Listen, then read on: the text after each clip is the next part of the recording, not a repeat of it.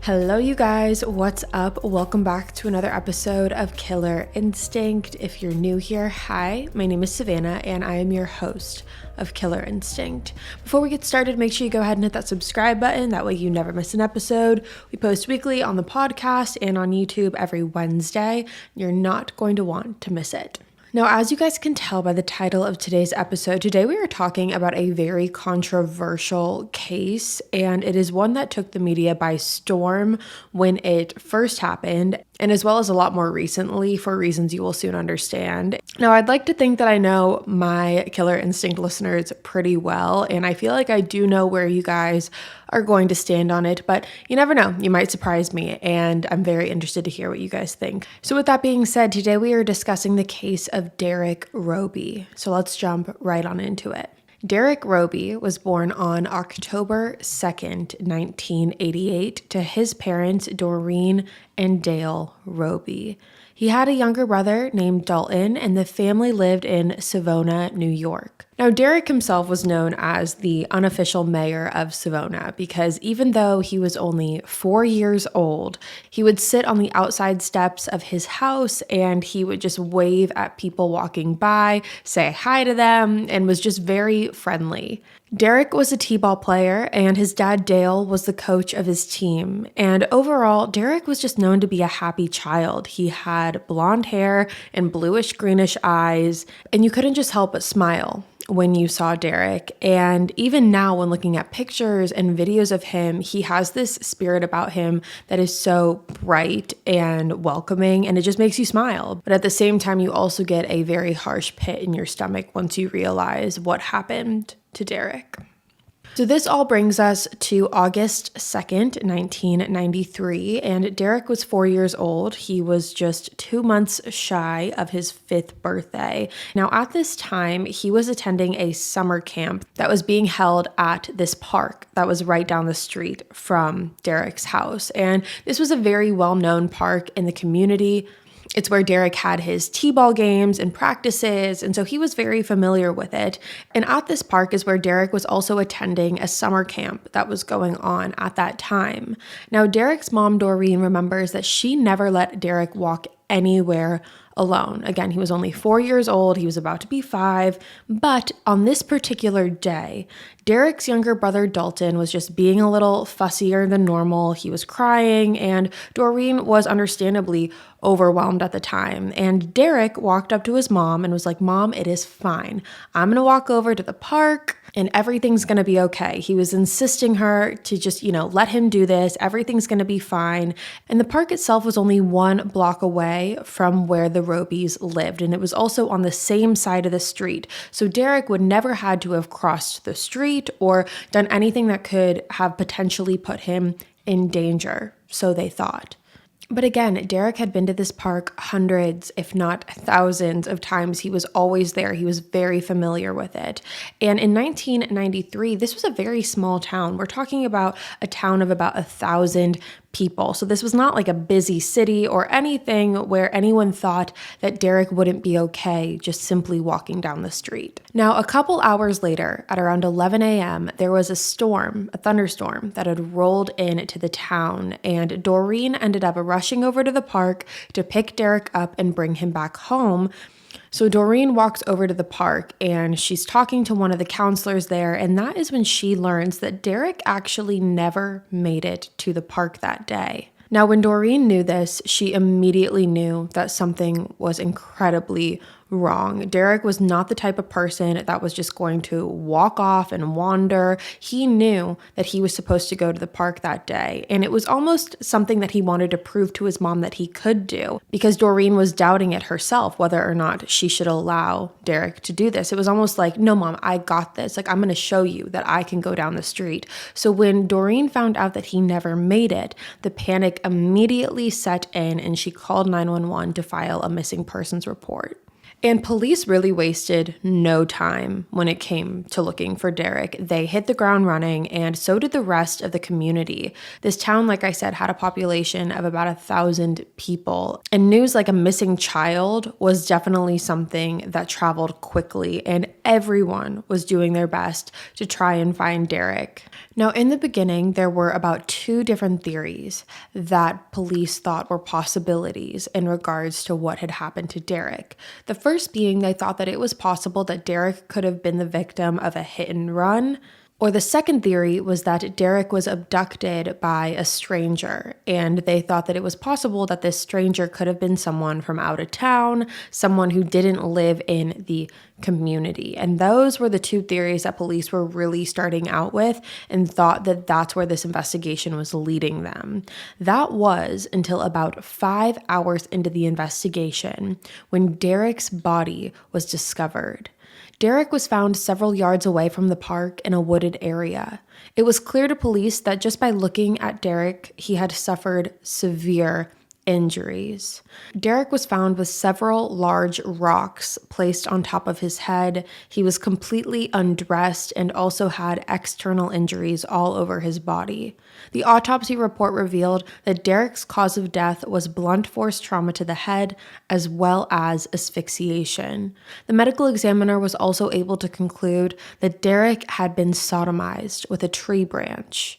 Along with that, she was able to figure out that the Kool-Aid that Derrick had packed in his lunchbox with him that day had been removed from the lunchbox and poured all over his external injuries, like his cuts and, different things like that. The cuts that were caused by the large rocks, the Kool-Aid was just poured all over him.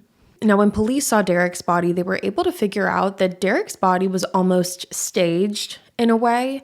Derrick was laying with his hands above his head, and they were able to see that Derrick's right shoe was placed next to his left hand, and his left shoe was placed next to his right hand.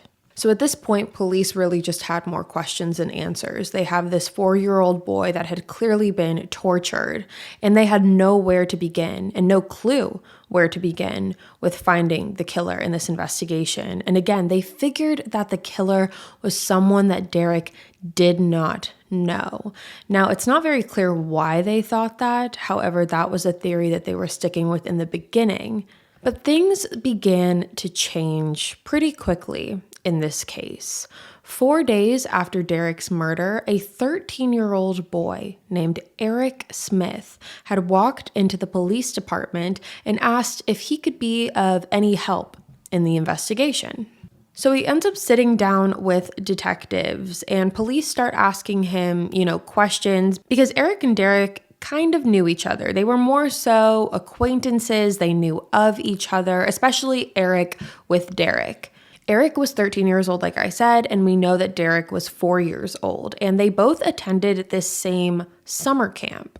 Now, initially, Eric had told police that he never saw Derrick that day, but his story quickly changed. He told police that he was actually sent home from this summer camp that day. He was told to go home because he was exhibiting bad behavior, and so they basically just dismissed him from the summer camp. Now, Eric said that on his bike ride home, Eric said that he remembers seeing Derrick walking across the open field heading towards the park where this camp was.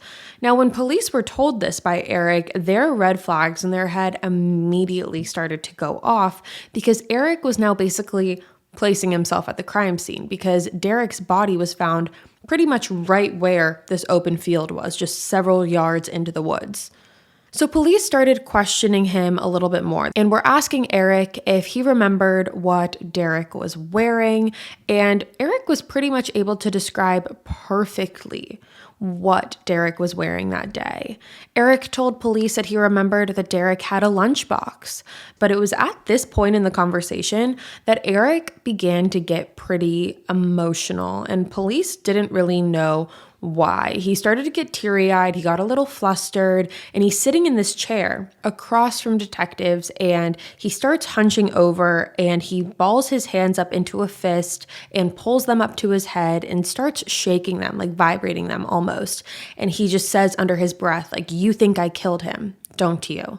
And at first, police didn't know what to think here because although they thought it was very strange that Eric was, almost inserting himself into the investigation, he places himself at the crime scene, police were more so under the assumption when it came to Eric that it was possible not that Eric was the killer, but that he could have potentially seen something or he could have potentially been traumatized by, seeing something, or maybe someone threatened him not to say anything. There were a bunch of different scenarios that were running through police's head, for the most part being because they didn't believe that a 13-year-old boy could do something like this. Right about now is typically the time where seasonal excitement or dread is really starting to settle in, especially for small businesses. But luckily, it is not too late to get your holiday mailing and shipping under control with Stamps.com. Sign up now and you'll be printing your own postage in minutes. Stamps.com is your one-stop shop for all your shipping and mailing needs. You get access to USPS and UPS services that you need to run your business right from your computer. There's no lines, there's no traffic, and there's no hassle. And for over 20 years, Stamps.com has been indispensable for over 1 million businesses, so they're incredibly reliable. You can use Stamps.com to print postage wherever you do your business. All you need is a computer and printer. So for this holiday season, trade in the late nights for silent nights and get started with Stamps.com today. Sign up with promo code KILLER for a special offer that includes a 4-week trial plus free postage and a free digital scale. No long-term commitments or contracts.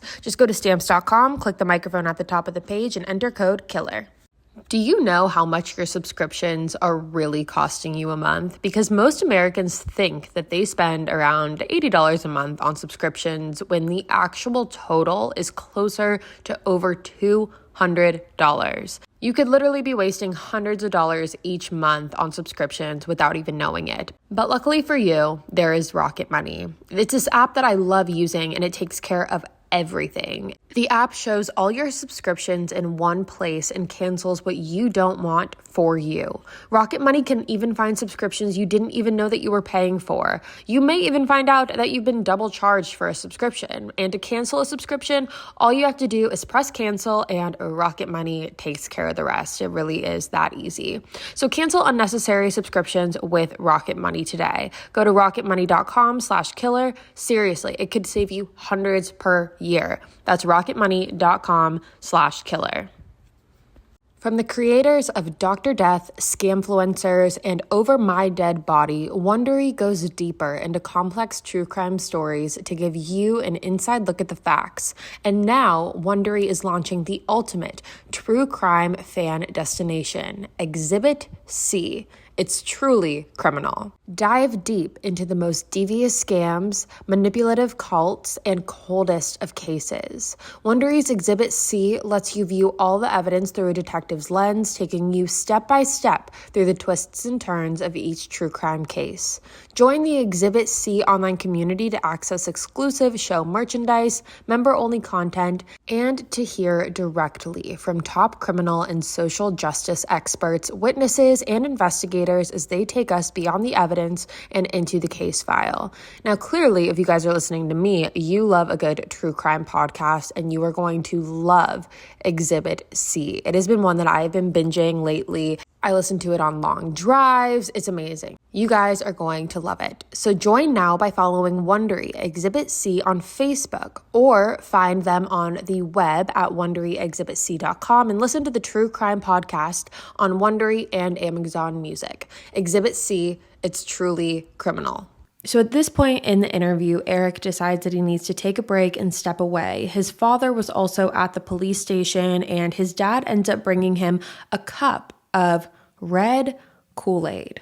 So his dad brings him this Kool-Aid, and Eric sits back down to continue the conversation with authorities.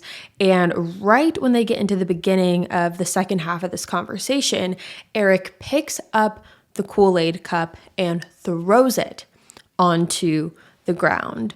Now, police knew, obviously, as I have told you as well, that Derrick had red Kool-Aid that day and thought again that Eric was triggered by the red Kool-Aid. But again, not triggered in the fact that he could have been the killer, but triggered in the fact that he had to have known something. He must be being threatened or intimidated, or he saw something he wasn't supposed to see, and he's getting overwhelmed. So police decide to end the interview right then and there. They knew that they really weren't going to get anywhere else in that time frame, and they asked Eric the following day to get on his bike and ride them over to where he said he saw Derrick in the open field. So Eric gets on his bike, he brings police over, and pretty automatically, police start to realize that there was no way from where Eric said that he was standing to where Eric said that Derrick was standing, that Eric would have been able to remember all of the details that he was explaining to police. So what color his socks were and his shoes and what kind of lunchbox he had. Like, there was just no way that he would have been able to remember all of those details because Derrick was pretty much all the way across the field at that point from what Eric was telling them. Something that police also noticed while this was all happening was that Eric seemed very happy. He seemed almost bubbly and giddy at the fact that he got to bring police over to this open field and he was able to talk to them about the investigation. Pretty much all the detectives that have come forward and talked about this case have said that Eric was happy. He was, laughing and, smiling when riding his bike over. He felt almost a sense of power and importance that he could assist police in some way. So then we fast forward a week after Derrick was killed. And this is when Eric begins to unravel. Eric's mom is pretty much begging him at this point, we know that you know something more. You have to know more than you're saying. So why don't you tell police what you know? Again, at this point, everyone's just thinking that Eric is withholding information about something he saw, not anything he did. But when they sat down with authorities, Eric hung his head and said, quote, "I'm sorry, Mom. I'm sorry. I killed that little boy." So who is Eric Smith? I feel like that's what we need to talk about next to give you an idea of who we're actually talking about here. Eric Smith was born on January 22nd, 1980 in Steuben County, New York, to his mother, Tammy. Eric grew up in a neighboring town to Derrick with his mom, stepfather Ted, and sister Stacy. Eric liked spending his time hanging out with his grandparents, named Red and Eddie, and he liked swimming. And his family describes him as always really wanting to be the center of attention. He was the kind of kid that would act out to get your attention, and he would, try and make you laugh. He would kind of go the extra mile to kind of validate him in that way. So if you're not watching me on YouTube, meaning you don't see the pictures, Eric has bright red hair and freckles and big, big glasses. So these three things combined really made him an easy target for the kids at school. Eric was teased and bullied and tormented a lot by the kids in his school, and it was really hard for him to make friends, and he was oftentimes seen biking around the town for hours just by himself. He spent a lot of time alone or with his family. Like I said, he didn't really have a lot of friends, and the kids at school just tormented him.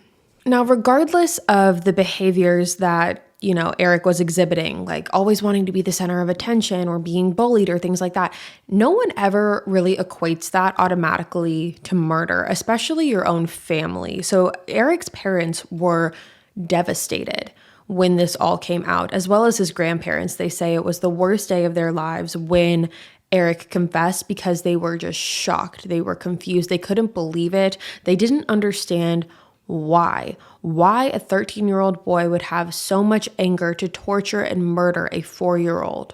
Now, in New York, murder is actually the one crime where a 13-year-old can be tried as an adult. And that's exactly what happened. Eric was tried as an adult and the case went to trial. Now, the defense really played into the idea that Eric suffered from a mental health condition. And during the trial, his mom, Tammy, said that Eric had phases where he would throw temper tantrums and would bang his head on the floor and have moments of intense rage. He would also torment his mom by calling her stupid and just say that she was a nobody and that she was never going to amount to anything.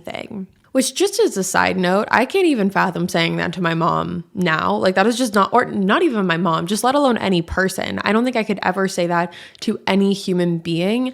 But thinking about doing that to my mother and then thinking about doing that at the age of 13 is just baffling to me. But I digress. So he would tell her those types of things, and a psychiatrist also took the stand in the trial for the defense and said that he had diagnosed Eric with something called intermittent explosive disorder. He continued to say that this specific disorder is diagnosed to people who claim that they feel as if they're going to explode, but after this rage is past, they kind of come back down to reality a little bit and they can appear to be quote unquote normal. Again, that's how he described it. However, the prosecution also brought in a psychiatrist and said that this specific disorder, not only is it extremely rare just on its own, it is also rarely diagnosed to anyone in Eric's age group. Now, does that mean it's impossible? No, but it does mean that she disagreed with that finding that the original psychiatrist had. So you kind of have two psychiatrists going head to head. Now, there were also a lot of questions regarding Eric and the potential of him having been abused at home. A lot of people wondered if Eric's behavior was a result of him being either physically or sexually abused at home, because it is very rare, not only for a 13-year-old child to kill, but for a 13-year-old child to kill in such a brutal and sexual way. Now, Eric from the beginning denied ever having experienced any abuse from anyone in his family, his mom, his stepfather, anyone. He said physical, sexual, it never happened. But those questions began to arise again when Eric's sister Stacy came forward and claimed that she had actually been sexually abused by their stepfather. So it brought up the question again of, okay, is Eric just lying? So after the trial was completed on August 16th of 1994, Eric was convicted and found guilty of second-degree murder, and he was sentenced to 9 years to life in prison, and that was the maximum sentence for a juvenile. So he got the harshest sentence that he could have gotten. And once this sentence was read, Eric's parents were devastated because they were actually convinced that Eric was mentally ill and that was why this had happened, and they felt like he wasn't getting any leniency for that and he wasn't getting any help for that. But pretty much everyone else, the Robie family and the media and everyone in the public, because this case had been blasted everywhere, most people were very pleased with this sentencing because it meant that Derrick was getting justice. And Eric committed a horrifically brutal murder, so a lot of people thought that prison was the best place for him. But again, Eric was only 13 years old. Like, take a second and think about what you were doing when you were 13, because Eric was only 9 years older than Derrick when he decided to commit something this heinous. And, the big question here was why? Why did Eric do this? And in the beginning, when talking to authorities, Eric said that he was just angry. He was angry that he was being sent home from summer camp. He saw Derrick and he wanted to take his anger out on someone else. And like I mentioned in the beginning, one thing that the authorities seemed to be able to agree on was the fact that Eric enjoyed the process of what he did, which also raises a very serious question of, is this something that Eric would do again? Now, while he was in prison in the beginning of his sentence, Eric wrote an apology letter to Derrick's parents, Dale and Doreen, and the letter was read by him and broadcasted on television. An excerpt from that letter says, quote, "I know my actions have caused a terrible loss in the Robie family, and for that, I am truly sorry. I've tried to think as much as possible about what Derrick will never experience. His 16th birthday, Christmas, anytime, owning his own house, graduating, going to college, getting married, his first child. If I could go back in time, I would switch places with Derrick and endure all the pain that I've caused him. If it meant that he could go on living, I'd switch places, but I can't." End quote. Now, in that letter, he also talks about how he can't fathom spending the rest of his life in jail and behind steel metal bars and razor wire and walls. Those were his words of how he described it. He said that he couldn't fathom staying in prison for the rest of his life. Now, in 2002, so about 8 years after Eric was first sentenced, Eric was actually eligible for his first parole hearing, believe it or not, since his conviction. And this parole was denied. But 2 years later, he applied for parole again when he was 24 years old. Now, during this hearing, Eric was asked questions by the parole board. They asked questions like, while Eric was strangling Derrick, did it give him a good feeling? And Eric actually told the parole board that while he was strangling Derrick, in that moment, it made him feel good. Now, when asked why he thought it felt good to him, he said, quote, "Because instead of being hurt, I was hurting somebody else. Growing up, I have always been picked on, disrespected, and made fun of," end quote. Along with that, the question of if he had not told anyone what he did, this brings us back to the question that I had mentioned earlier. If Eric never confessed, would he have done this again? And Eric replied, yes. Now, after that, and probably to no surprise, his parole was denied in 2004. Now, in 2009, Eric did an interview right before his 5th parole hearing. Now, in this interview, he said that his anger was actually never directed towards Derrick, but instead directed towards all of the people who used to pick on him. He said, quote, "When I was torturing and killing Derrick, that's what I saw in my head. There's not a day that goes by in some way, shape, or form that I'm forced to remember what I did," end quote. In 2010, Eric was denied parole for a 5th time. And as you can imagine, this was taking a complete mental toll on the Robie family because this wasn't just affecting Eric. This was affecting Derrick's parents, who every couple years had to live with the anxiety of, is Eric gonna be released? And it's a vicious cycle every couple years that they have to go. And they have to deal with the fact that the person who brutally murdered their son is trying to get out on parole. And again, like I said, that cycle happens every few years. But this then brings us to October 5th of 2001. Eric went before the parole board for his 11th time. During this parole hearing, he revealed that he was actually engaged and that his fiancée is studying to be a lawyer. She originally contacted him to know more about the juvenile justice system, and over time, they just kept talking and fell in love. And it was after this hearing that Eric was finally granted parole. A lot of people have justified this by coming forward and saying that, Eric can only say that he's changed so many times. He's gone through countless hours of therapy and different rehabilitation courses while inside prison, so there really is only one way to see if he's actually changed. Now, Dale remembers being at work when he heard about Eric's release, and he remembers calling Doreen and sharing the news with her, and it was their worst nightmare that had come true, that Eric was finally being released. And once this news came out into the public, you can imagine the public's uproar about this. Everyone was furious. And a lot of people were very frustrated because they didn't want Derrick's legacy to die. They didn't want the media's attention to be on Eric. And there were also a lot of people that were worried about what was going to happen when he was released. Many of the Savona residents were worried that he was going to be able to come back into their town, and no one wanted that. Absolutely no one. And his parole release ended up being delayed for several months because of that, because the board was looking for housing for him, because they were not going to allow him to go back to Savona either. So it delayed for a couple months until ultimately they found him housing in Queens, New York, which is about 200 miles away from Savona. Then on February 1st of 2022, so this year, when Eric was 42 years old, he was released from prison.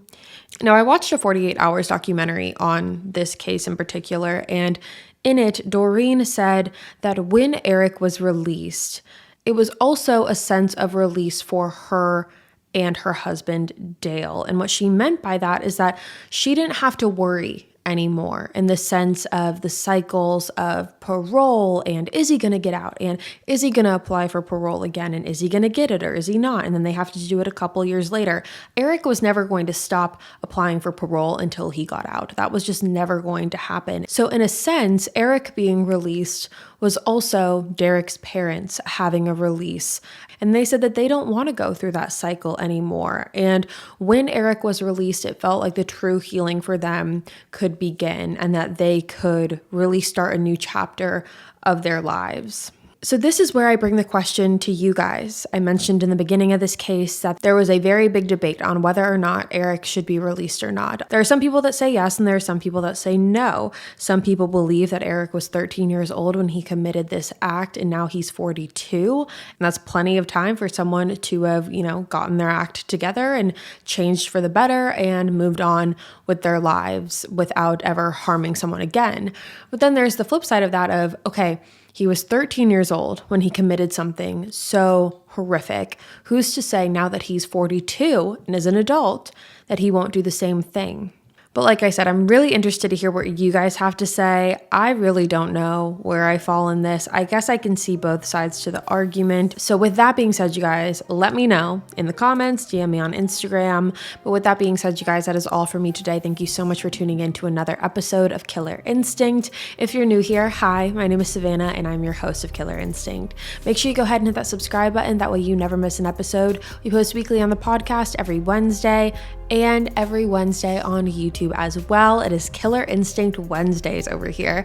So I will see you next week with a brand new case. And until then, stay safe. Bye, guys.